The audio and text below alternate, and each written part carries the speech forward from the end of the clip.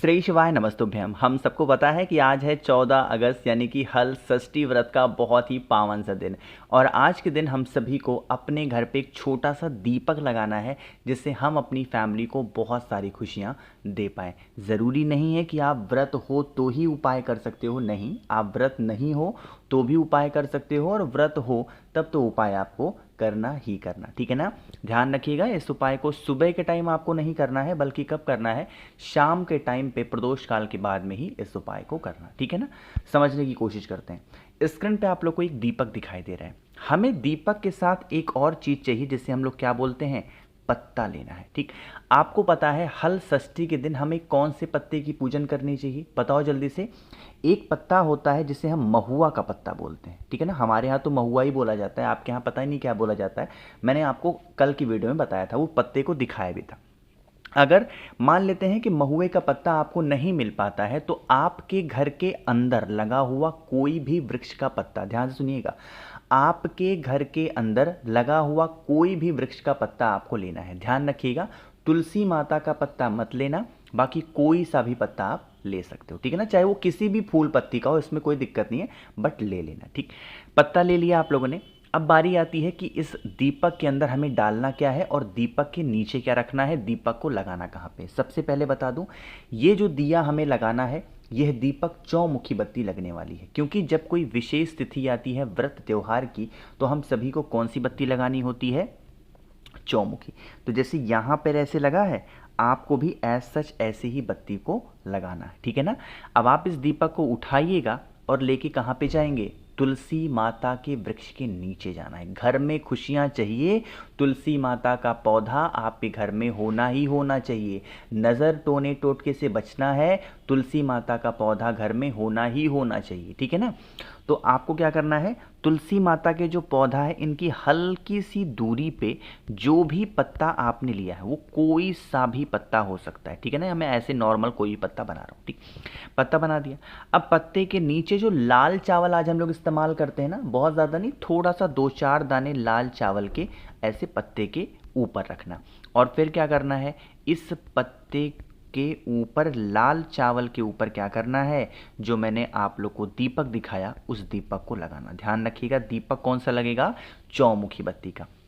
बारी आती है कि इस दीपक के अंदर भैया हम क्या डालेंगे। आपको आज के दिन इस दीपक के अंदर या तो घी डालना है या तो तिल का तेल। पहले कोशिश करेंगे कि आपके पास में घी हो, बट अगर इन केस घी नहीं मिल पाता है या फिर आप ऐसे जगह पे रहते हो जहाँ पे शुद्ध घी की व्यवस्था नहीं है, तो आप क्या कर सकते हैं, इस प्रकार से बत्ती लगाएंगे और तिल का तेल डाल सकते हैं, ठीक। अब बारी आती है इस दीपक को प्रज्वलित करने की। चार की चारों बत्तियों को जब जलाओगे, आज गुरुवार होने की वजह से हमें कौन सा मंत्र बोलना है, ओम नमो भगवते वासुदेवाय। यह एक ऐसा मंत्र है जो अगर एकादशी पे गुरुवार के दिन आप इस मंत्र का जप करते हैं, विधि विधान से पूजन करते हैं, भगवान नारायण की कृपा घर पे बनी रहती है। और अगर जिस घर पे भगवान नारायण की कृपा बनी हुई है उनके घर पे माँ तुलसी का पौधा कभी सूखता नहीं है, नज़र टोने टोट के घर में कभी नहीं लगते, ठीक है ना। इतना करिएगा। फिर वही जो लाल चावल का दाना आपके पास में है, एक चुटकी लाल चावल जलते हुए दीपक के अंदर भी डाल दीजिएगा, अपने परिवार का नाम और गोत्र बोल के, ठीक है ना। अब सुनिएगा, जब ये दीपक ठंडा हो जाएगा आपके घर में, उसके बाद में क्या करना है, दीपक को उठा के घर में कहीं पे रख देना।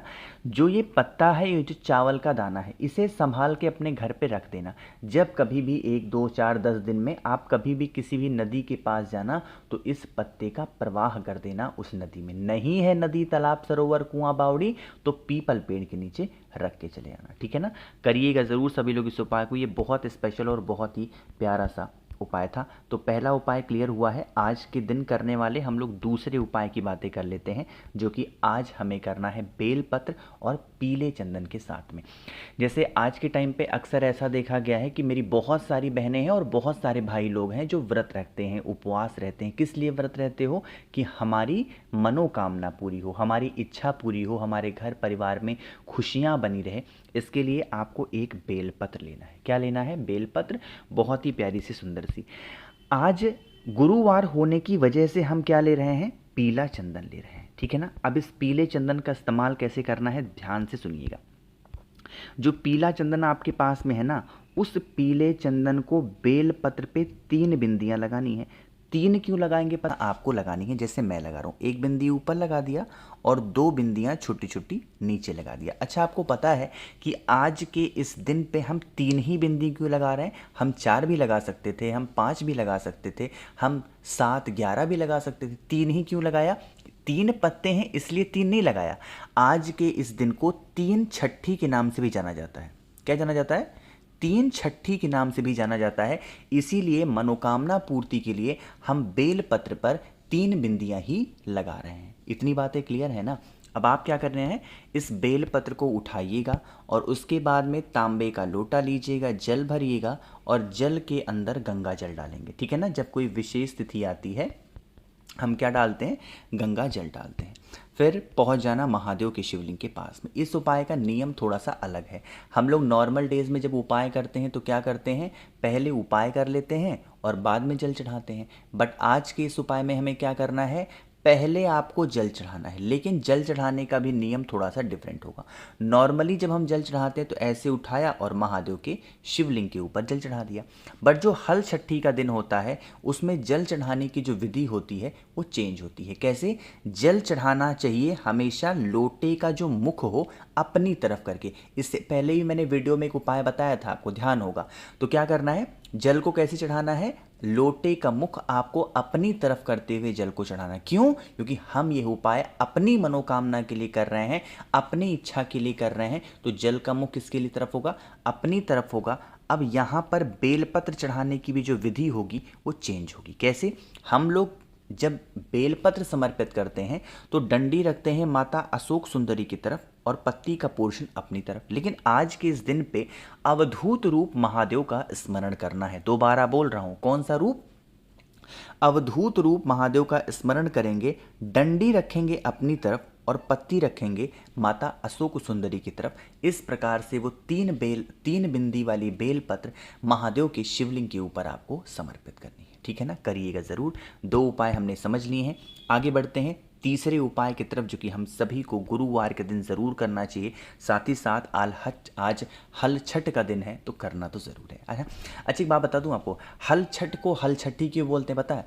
क्योंकि इस दिन जो महिलाएं व्रत रहती हैं ना, वो हल से जोती हुई कोई भी चीज़ का सेवन नहीं करती हैं। देखा होगा आप लोगों ने, है ना?